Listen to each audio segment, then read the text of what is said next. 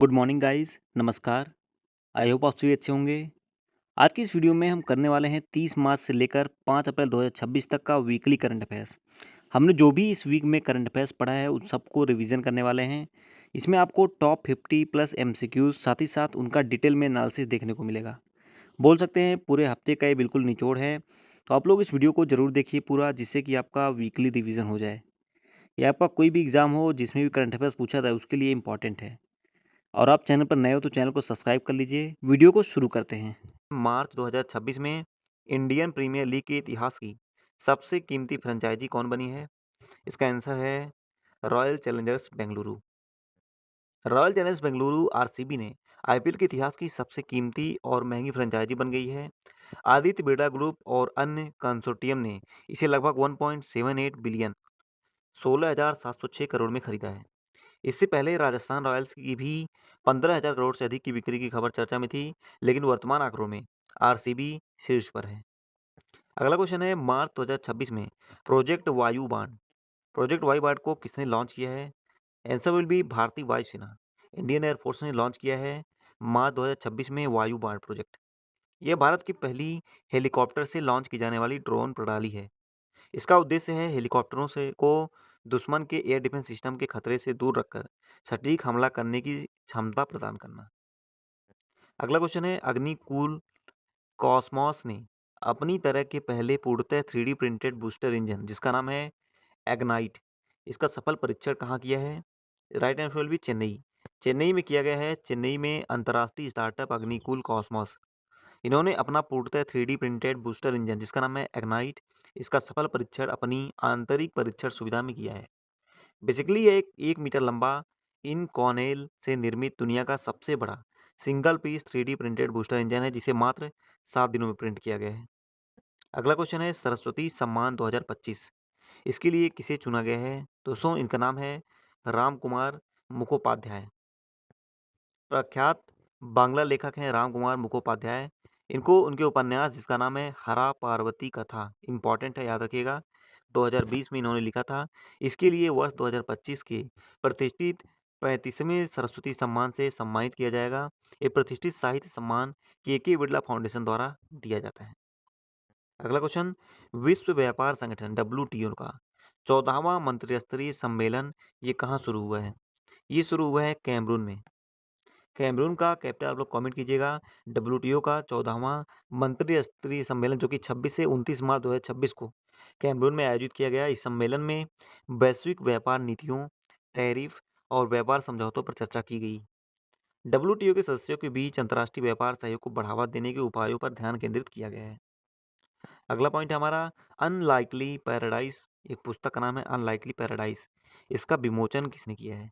Right answer will be Sanjay Raut. Shiv Sena सांसद संजय राउत ने अपनी पुस्तक अनलाइकली पैराडाइज इसका विमोचन 23 मार्च 2026 को नई दिल्ली के मावलांकर हॉल में किया। ईटीवी भारत युग वार्ता, इस कार्यक्रम में आम आदमी पार्टी के अरविंद केजरीवाल, संजय सिंह और वरिष्ठ वकील कपिल सिब्बल सहित कई विपक्षी नेता भी उपस्थित थे। यूएसए की मॉर्निंग कंसल्ट सर्वे के अनुसार 68% अनुमोदन के साथ दुनिया का सबसे लोकप्रिय नेता कौन है? दुनिया का सबसे लोकप्रिय नेता है नरेंद्र मोदी। दोस्तों अमेरिका की जो डेटा एनालिसिस फर्म है मॉर्निंग कंसल्ट, इसके मार्च 2026 के सर्वेक्षण के अनुसार 68% की अनुमोदन रेटिंग के साथ भारत के प्रधानमंत्री नरेंद्र मोदी दुनिया के सबसे लोकप्रिय नेता हैं। वे लगातार वैश्विक नेताओं में शीर्ष पर बने हुए हैं। QS world university ranking by subject में आईएसएम धनबाद को मिनरल और माइनिंग इंजीनियरिंग श्रेणी में कौन सा स्थान मिला है? आईएसएम धनबाद की बात करें तो इसको मिनरल और माइनिंग इंजीनियरिंग श्रेणी में 21वां स्थान मिला है। यूएस की world university ranking by subject 2026 में आईआईटी आईएसएम धनबाद, इन्होंने मिनरल और माइनिंग इंजीनियरिंग श्रेणी में वैश्विक स्तर पर 21वां स्थान हासिल किया है। इस क्षेत्र में संस्थान भारत में नंबर 1 प्रथम स्थान पर बना हुआ है। ये लगातार अपनी श्रेणी में देश के सर्वश्रेष्ठ संस्थानों में शामिल है। एकात्म मानव दर्शन भारत का विश्व दृष्टिकोण, इस पर अंतर्राष्ट्रीय शैक्षणिक सम्मेलन का उद्घाटन कहाँ हुआ है? ये दोस्तों एकात्म मानव दर्शन भारत वर्ल्ड व्यू, इस पर जो अंतर्राष्ट्रीय शैक्षणिक सम्मेलन है इसका उद्घाटन हुआ है मैसूर में। मैसूर जो कि कर्नाटक में स्थित है, कर्नाटक राज्य मुक्त विद्यालय केएसओयू यहाँ पे किया गया है। इसका आभासी जो वर्चुअल उद्घाटन है उपराष्ट्रपति सीपी राधाकृष्णन द्वारा 25 मार्च 2026 को किया गया है। कर्नाटक की कैपिटल है बेंगलुरु। अगला क्वेश्चन है क्यूएस वर्ल्ड यूनिवर्सिटी रैंकिंग 2026 में किस भारतीय शिक्षण संस्थान को पहला स्थान दिया गया है? दोस्तों, भारत का आईआईटी दिल्ली है। इसको क्यूएस वर्ल्ड यूनिवर्सिटी रैंकिंग 2026 में पहला स्थान दिया गया है। इसने 123वीं वैश्विक रैंक हासिल की है, जो पिछले साल के 150वें स्थान से एक बड़ी छलांग है। आईआईटी दिल्ली को विशेष रूप से इंजीनियरिंग और टेक्नोलॉजी कैटेगरी में देश में नंबर 1 और दुनिया में 36वीं रैंक मिली है। हमारा अगला क्वेश्चन है भारतीय वायुसेना की सूर्य किरण एरोबेटिक टीम ये कहाँ पर 2 दिन के वायु प्रदर्शन का आयोजन कर रही है? इसका आंसर होगा दोस्तों चंडीगढ़। चंडीगढ़ में भारतीय वायुसेना इंडियन एयरफोर्स की जो प्रसिद्ध है सूर्य किरण एरोबेटिक टीम जिसको बोलते हैं SKAT, ये 27 और 28 मार्च 2026 को चंडीगढ़ की सुखना झील इस पर 2 दिवसीय भव्य एयर शो का आयोजन कर रही है। 9 विमानों के साथ टीम यहाँ शानदार करतब दिखाए जो आम जनता के लिए सुबह 10 बजे से खुला था। अगला क्वेश्चन है हमारा वन संरक्षण को बढ़ावा देने के लिए किस राज्य ने निंगोल वन पहल इसको याद रखना है, इसको शुरू किया है मणिपुर ने। दोस्तों, मणिपुर की बात करें, मणिपुर सरकार ने अंतर्राष्ट्रीय वन दिवस जो कि 21 मार्च 2026 को हुआ है, इसके अवसर पर वन संरक्षण को बढ़ावा देने और हरित क्षेत्र को बढ़ाने के उद्देश्य से निंगोल वन पहल जिसको बोलते हैं निंगोल वन इनिशिएटिव इसको शुरू की है। इस पहल का उद्देश्य महिलाओं को वनीकरण प्रयासों से जोड़कर वनों के संरक्षण के प्रति जागरूकता फैलाना है। किस राज्य सरकार ने इंडस्ट्रियल पार्क पॉलिसी 2026 इसको लॉन्च किया? इंडस्ट्रियल पार्क पॉलिसी राजस्थान इसका राइट आंसर होगा। राजस्थान सरकार ने मुख्यमंत्री भजनलाल शर्मा के नेतृत्व में औद्योगिक पार्क प्रोत्साहन नीति 2026 जिसको बोलते हैं इंडस्ट्रियल पार्क पॉलिसी 2026 इसको लॉन्च की है। इसका उद्देश्य राज्य में निजी क्षेत्र की भागीदारी से विश्व स्तरीय औद्योगिक पार्क विकसित करना, निवेश बढ़ाना और बड़े पैमाने पर रोजगार के अवसर पैदा करना है। संशोधित उड़ान योजना इसको किस अवधि तक मंजूरी दी गई है? रिवाइज्ड फ्लाइट प्लान को अप्रूव किया गया है 2026 से 2036 तक। दोस्तों, केंद्रीय मंत्रिमंडल ने संशोधित उड़ान UDAN योजना को 10 वर्षों की अवधि के लिए मंजूरी दी है, जो वित्तीय वर्ष 2026-27 से 2035-36 तक प्रभावी रहेगी। 28,840 करोड़ के बजट के साथ इस योजना का उद्देश्य देश भर में 100 नए हवाई अड्डे और 20 हेलीपैड विकसित करना है। हमारा लास्ट क्वेश्चन है इस वीडियो का IQ एयर ने 2025 की विश्व गुणवत्ता रिपोर्ट जारी की है, जिसके अनुसार सबसे प्रदूषित शहर कौन सा रहा है? वर्ल्ड एयर क्वालिटी रिपोर्ट आई है 2025 का, इसमें सबसे प्रदूषित शहर रहा है Lahore. IQ air 2025 world quality जो एयर क्वालिटी रिपोर्ट है इसके अनुसार पाकिस्तान का लाहौर शहर वायु प्रदूषण मामले में दुनिया का सबसे प्रदूषित शहर बना। रिपोर्ट में PM 2.5 और अन्य प्रदूषकों के उच्च स्तर के कारण स्वास्थ्य जोखिमों को प्रमुखता से उजागर किया गया है। वैश्विक आतंकवाद सूचकांक 2026 में भारत की रैंक क्या है? ग्लोबल टेररिज्म इंडेक्स 2026 में भारत की रैंक है 13वीं 13th रैंक है भारत की। 2026 का ये रैंक जारी किया गया है। रिपोर्ट के अनुसार 2025 में भारत में आतंकी घटनाओं में 43% की उल्लेखनीय कमी आई है। ये पिछले वर्ष की तुलना में भारत की सुरक्षा स्थिति में सुधार का संकेत देता है। शीर्ष प्रभावित देश है पाकिस्तान जो कि इस सूची में शीर्ष पर है, जो दुनिया में सबसे अधिक प्रभावित देश बना हुआ है। अगला क्वेश्चन है हाल ही में प्रमाण सर्टिफिकेट प्राप्त करने वाला भारत का पहला राज्य कौन बना है? प्रमाण सर्टिफिकेट प्राप्त करने वाला भारत का पहला राज्य बना है आंध्र प्रदेश। आंध्र प्रदेश वन उपज के लिए प्रमाण सर्टिफिकेट प्राप्त करने वाला भारत का पहला राज्य बनने के लिए तैयार है, जो कि इस क्षेत्र में गुणवत्ता और प्रमाणन की एक महत्वपूर्ण मील का पत्थर है। ये प्रमाणीकरण वन उत्पादों की गुणवत्ता और प्राथमिकता सुनिश्चित करने में मदद करता है। लद्दाख के लेह जिले में शुरू की गई सिंधु नदी ग्रीन कॉरिडोर परियोजना, इसका मुख्य उद्देश्य क्या है? इसका मुख्य उद्देश्य है दोस्तों नदी किनारे हरित क्षेत्र बढ़ाना। लद्दाख के लेह जिले में शुरू की गई है इंडस रिवर ग्रीन कॉरिडोर परियोजना। शीत रेगिस्तान के नाजुक परिस्थिति तंत्र में सिंधु नदी के तटों का पुनर्स्थापित करना, स्थानीय प्रजातियों का पौधारोपण के हरित माध्यम से हरित कवर को बढ़ाना है।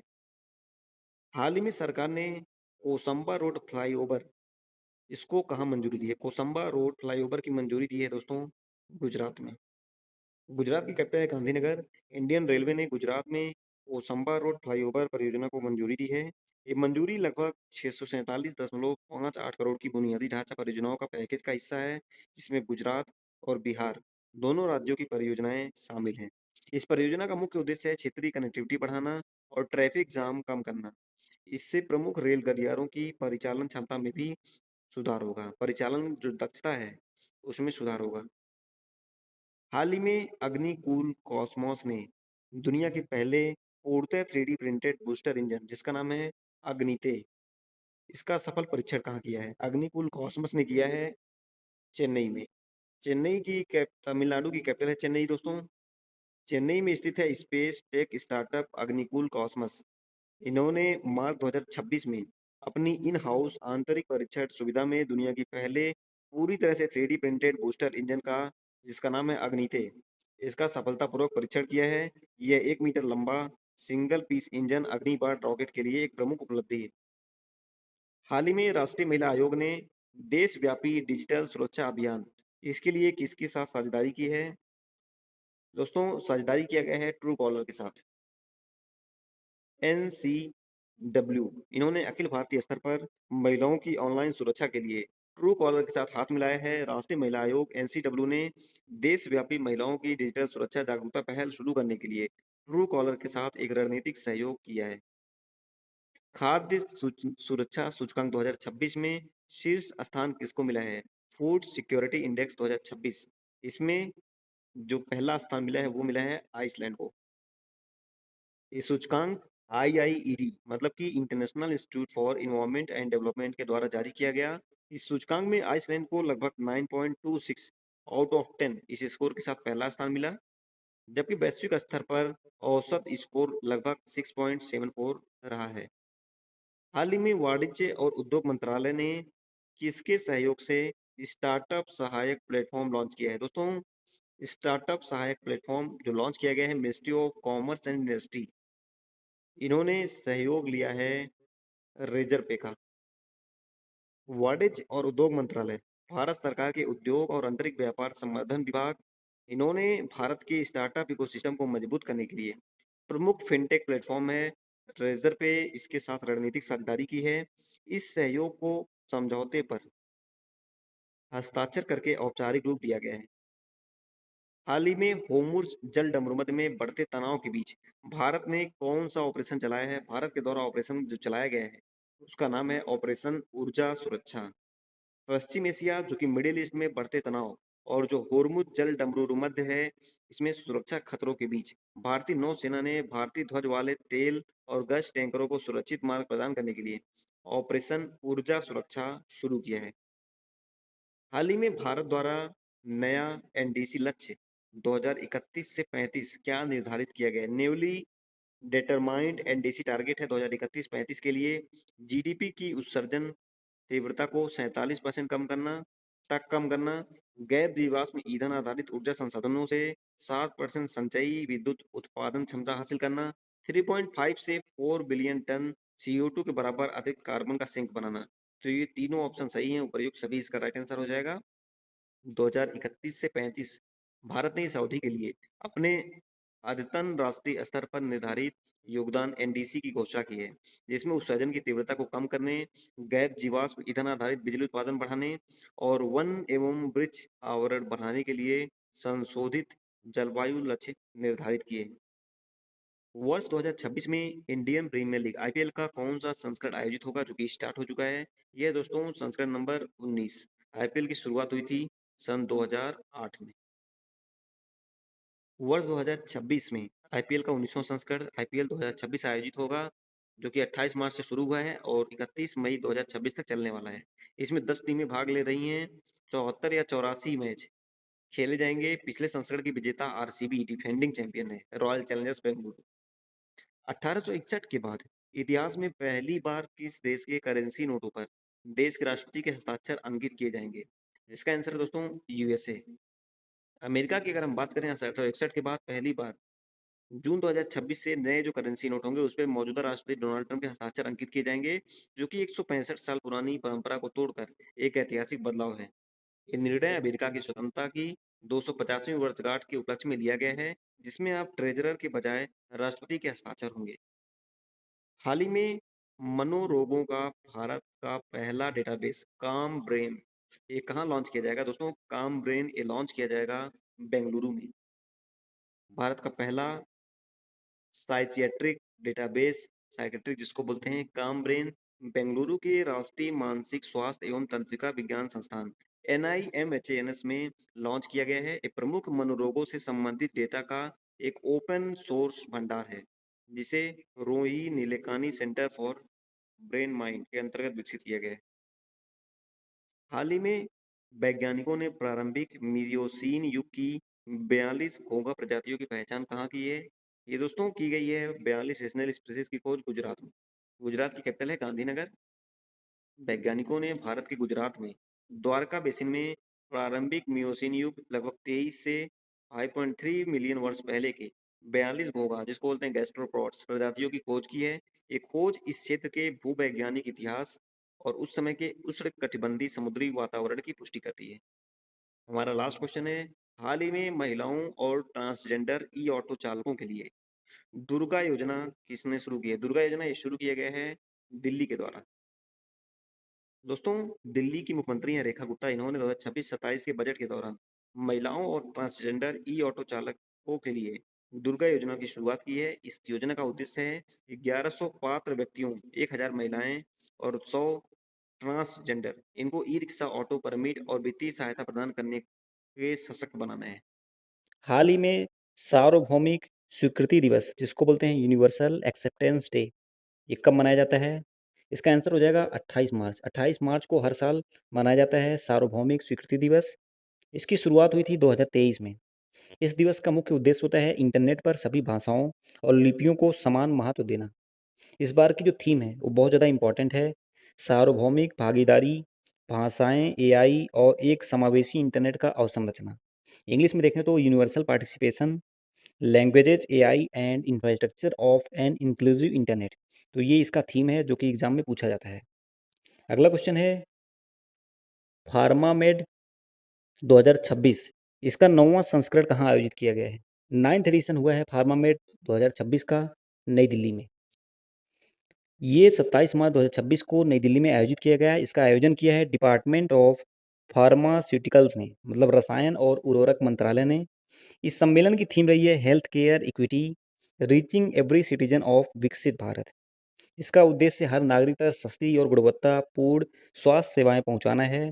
दोस्तों, फार्मामेड 2026 का मुख्य लक्ष्य भारत को सस्ती दवाओं का प्रमुख केंद्र, वैश्विक फार्मा लीडर बनाना और देश के प्रत्येक नागरिक तक बेहतर स्वास्थ्य सेवाएं सुनिश्चित करना है। अगला क्वेश्चन है, मार्च 2026 में कौन सा पड़ोसी देश 26 मार्च को अपना स्वतंत्रता दिवस मनाता है? इसका आंसर हो जाएगा बांग्लादेश। बांग्लादेश की बात करें तो बांग्लादेश ने 56वां स्वतंत्रता दिवस, जो कि ढाका में 26 मार्च को मनाया है। केंद्र सरकार ने सूक्ष्म वित्त संस्थानों MFIs के लिए कौन सी नई क्रेडिट गारंटी योजना शुरू की है? इस योजना का नाम है सूक्ष्म वित्त संस्थानों के लिए क्रेडिट गारंटी योजना 2.0। इसको केंद्र सरकार ने शुरू किया है। इसमें 20,000 करोड़ की योजना का उद्देश्य रखा गया है और कंपनी जो है credit guarantee trustee company limited, इसके माध्यम से छोटे जो NBFC हैं, MFI हैं, इनके द्वारा छोटे उधारकर्ताओं को दिए गए ऋणों पर गारंटी प्रदान करके ऋण प्रवाह बढ़ाना है। अगला क्वेश्चन, गृह सुगम पोर्टल, ये किस संस्था के द्वारा लॉन्च किया गया है? गृह सुगम पोर्टल को लॉन्च किया है राष्ट्रीय आवास बैंक।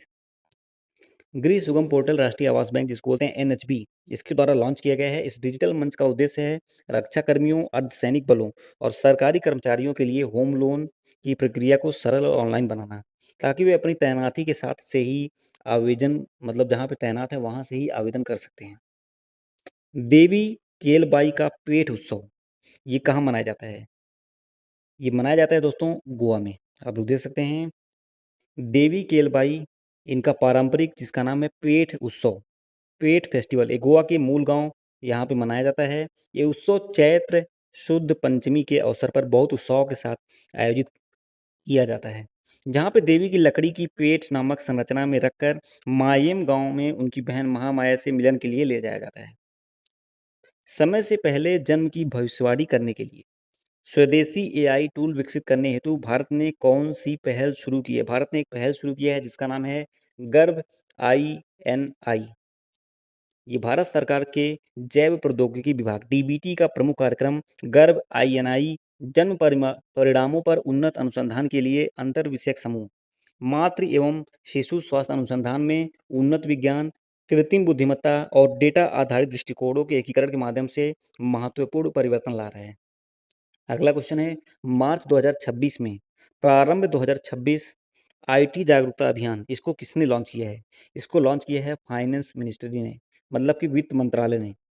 केंद्रीय वित्त एवं कॉरपोरेट मामलों के मंत्री निर्मला सीतारमण ने मार्च 2026 में नई दिल्ली में प्रारंभ 2026 राष्ट्रव्यापी आयकर जागरूकता अभियान को लॉन्च किया है। ये अभियान 1 अप्रैल 2026 से लागू होने वाला जो नया आयकर अधिनियम 2025 के प्रावधान है, इसके बारे में नागरिकों को शिक्षित करने के लिए डिजाइन किया गया है। अगला क्वेश्चन है एबेल पुरस्कार 2026 से किसे सम्मानित किया जाएगा? Answer will be Gerd फाल्टिंगस।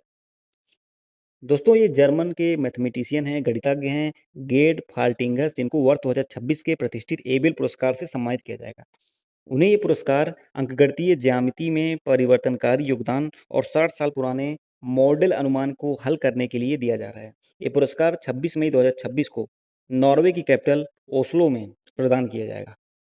अगला क्वेश्चन है कक्षा 5 तक के बच्चों के लिए सभी पारंपरिक परीक्षाएं खत्म करने की घोषणा किस देश की सरकार ने की है? The answer will B Nepal. Nepal की बात करें तो मार्च 2026 में नेपाल की सरकार ने शिक्षा सुधार के तहत कक्षा 5 तक का पारंपरिक परीक्षाएं समाप्त करने और उनकी जगह वैकल्पिक मूल्यांकन प्रणाली लागू करने का निर्णय लिया है। हाल ही में किस राज्य की स्तुति प्रधान विश्व युवा संसद 2026 में भारत का प्रतिनिधित्व करने के लिए चुनी गई हैं? ये हैं दोस्तों सिक्किम की। सिक्किम की कैपिटल है गंगटोक। सिक्किम की युवा नेता हैं स्तुति प्रधान। इनको वर्ल्ड यूथ पार्लियामेंट 2026 में प्रतिनिधि के रूप में चुना गया है, जहां वे दक्षिण कोरिया, संयुक्त अरब अमीरात, कुवैत, थाईलैंड और यमन इन सहित कई देशों के युवा प्रतिनिधियों के साथ वैश्विक नीति विषयों पर चर्चा करेंगी। साउथ कोरिया की सियोल और करेंसी है वोन, ठीक है। संयुक्त अरब अमीरात की है अबू धाबी, करेंसी है दिरहम। कुवैत का है कुवैत सिटी, करेंसी है कुवैती दिनार, ठीक है। चार्ट का आंसर आप लोग कमेंट कीजिएगा। थाईलैंड का बैंकॉक है, यमन का है साना, ठीक है। चार्ट का जो भी कैपिटल है और वहाँ की करेंसी, ये दोनों चीज़ आप लोग कमेंट कीजिएगा। हाल ही में जारी आईआईईडी खाद्य सुरक्षा सूचकांक 2026 में शीर्ष पर कौन रहा है? इसमें शीर्ष पर रहा है फिनलैंड। फिनलैंड की कैपिटल क्या है? हेलसिंकी। फूड सिक्योरिटी इंडेक्स में देशों की खाद्य उपलब्धता, वहन योग्यता, गुणवत्ता और सुरक्षा जैसे मानकों के आधार पर रैंकिंग की जाती है और इस रिपोर्ट में फिनलैंड, जिसकी कैपिटल हेलसिंकी है, शीर्ष पर रहा है, ठीक है। अगला क्वेश्चन है हाल ही में रक्षा अधिग्रहण परिषद डीएसी ने किस देश से S-400 सतह से हवा मतलब कि सरफेस टू एयर मिसाइल प्रणाली के 5 अतिरिक्त स्क्वाड्रन खरीदने की मंजूरी दी है? आंसर होगी इसका रूस। रूस की कैपिटल क्या है? मॉस्को।